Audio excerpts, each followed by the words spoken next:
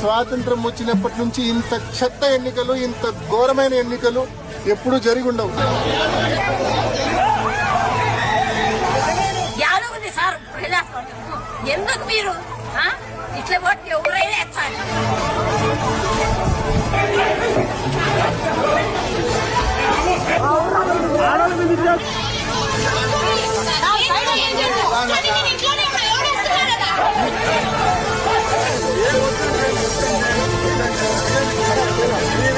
రామప్రసాద్ రెడ్డి అనే వ్యక్తి ఎక్కడ ఉన్నాడు?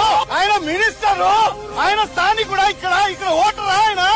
మీరు పోలీసు వాళ్ళు ఆయన పారా కాస్తున్నారా?